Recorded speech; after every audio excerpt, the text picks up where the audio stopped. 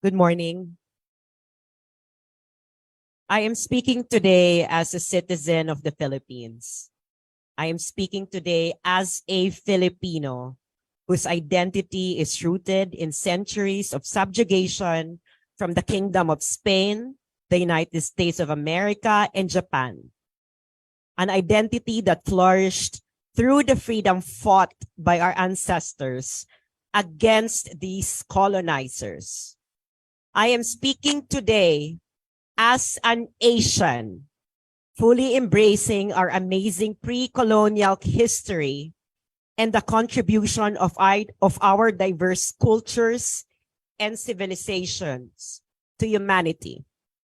And I am speaking today as an international relations scholar. In the 2022 presidential elections, I was known as an ardent supporter of President Ferdinand Marcos Jr. Just like in 2016, when I supported President Rodrigo Duterte, the primary reason why I supported President Marcos Jr. is his foreign policy. However, I do not support the recent foreign policy maneuver of President Marcos Jr. This is a complete reversal of what he promised during the 2022 presidential one-on-one interview with Boy Abunda on January 25, 2022.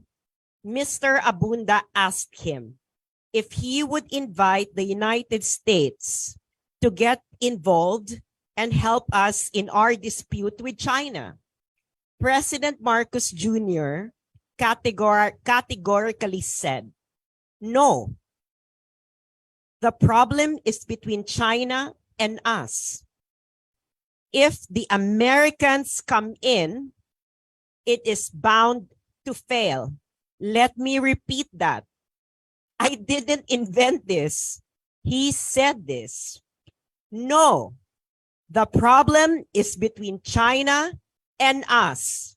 If the Americans come in, it is bound to fail.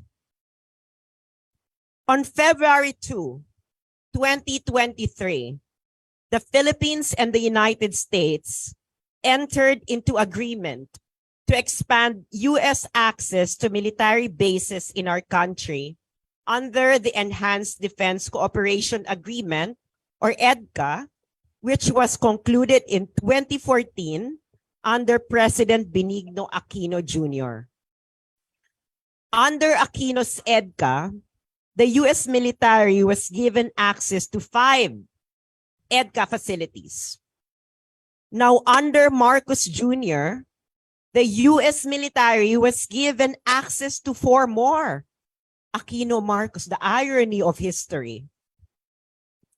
The U.S. State Department said that these four more bases, quote, will allow more rapid support for humanitarian and climate-related disasters in the Philippines and respond to other shared challenges, end quote. It sounds very benign. But who are they fooling? The U.S. government-funded Public Broadcasting Service, or PBS, reported on February 2, 2023, that, quote, this move is aimed at confronting China and its focus on Taiwan, which is only a few hundred miles from one of the new locations where U.S. forces will likely operate, and that is in Cagayan. End quote. A joint report by a former Pentagon correspondent and a diplomatic correspondent wrote in the New York Times, also on February 2, 2023, quote, U.S. officials say they are preparing to surge forces in the event of conflict with China, including over Taiwan. End quote. If you are very observant, you will notice what is kept being repeated and emphasized in Western media. Taiwan, confronting China, conflict with China. And there is a reason for that. Taiwan is in the middle of the defensive perimeter of the United States in the Pacific theater. Runs from the Kuril Islands to Japan, Philippines, all the way to the Malay Peninsula.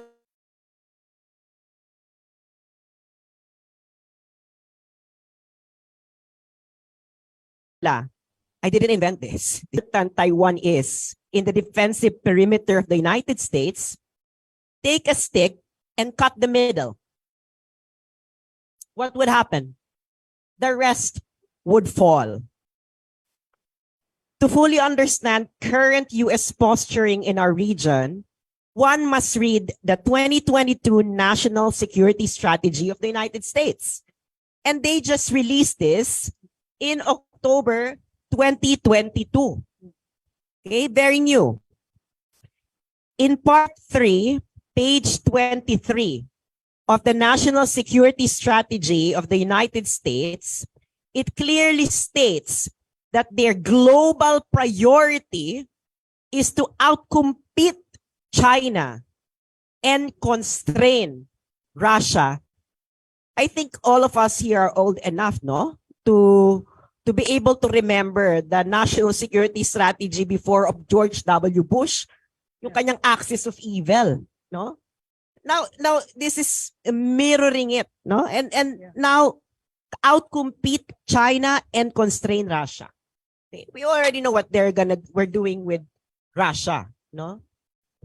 In page 24 of the section on China, the National Security Strategy of the United States gave an exact number of years, 10. Let me quote it. In the competition with the People's Republic of China, as in other arenas, it is clear that the next 10 years will be the decisive decade. We stand now at the inflection point where the choices we make and the priorities we pursue today will set us on course that determines our competitive position long into the future. End quote. I think that's very self-explanatory. Okay? Taiwan is a U.S. priority. And before I continue this, so anyone who's dreaming that the Philippines is a U.S. priority or the Kalayaan Island Group is a U.S. priority, you will never find it in the national security strategy of the United States. Nada. You can find there a sentence about the Philippines, but nothing about extending the MDT to the Kalayaan Island Group. But you can find a sentence there that the United States is extending its mutual security pact all the way to the Senkaku Island. Japan. So wag na tayong magbobula-bulahan dito, no? Na para ito sa South China Sea and Kalayaan Island Group. Walang ganon. True. So Taiwan is a U.S. priority. They have quote, they have an abiding interest in maintaining peace and stability across the Taiwan Strait, which is critical to regional and global security and prosperity and a matter of international concern and attention. The operative word is critical to regional and global security. Of course, this is just a euphemism to the security of the United States because it is the defensive perimeter of the United States. So what is actually being foreseen by the United States that could happen in the Taiwan Strait within 10 years? So 10 years, ha? Ito, nakalagay din doon. Changes in the status quo. So what are the changes in the status quo that the United States cannot accept? Either mainland China gains full control of Taiwan or Taiwan becomes independent. So either of these two, the US won't accept. It's in their national security strategy. Okay? So whatever that means, as the United States, okay? Or our foreign policy decision makers in this country, no, ask naman difficult questions to those people. Huwag na yung mga pakyut-pakyut. Or better yet, ask President Marcos Jr. He is the chief architect of our foreign policy. Let him interpret this for us. Now let me continue. But let us put this in a larger context. Okay? The national security strategy of the United States. In the discussion going on in the national security community in the United States, okay? Anong nangyayari sa greater national security community ng United States? I will highlight several important ones. Yung iba dito sinabi na ni former Secretary Abella. Okay. In October 2022, the same month that the national security strategy was released, U.S. State Department Secretary Antony Blinken declared that China has made a decision to seize Taiwan on a, quote, much faster timeline, end quote. Number 2, on February 2, during an event at Georgetown University, okay, just this February 2, CIA Director William Burns said, and I quote, "We know as a matter of intelligence that Xi Jinping has instructed the People's Liberation Army to be ready by 2027 to conduct a successful invasion of Taiwan." End quote.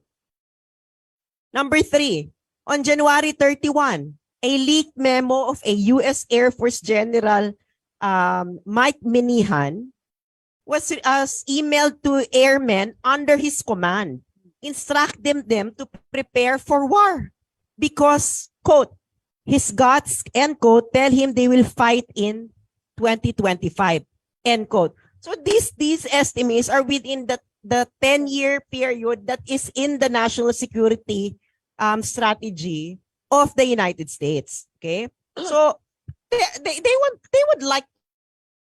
Yes. The question is when. Oh, that's the important question. It's no longer there's no longer doubt that the United States will go to war against China. The question is when. And now, we have an important study conducted by the Center for Strategic and International Studies, or CSIS, released on January 9, 2023. Diba? Sunod-sunod yung mga ano nila, no? Leading to the EDCA.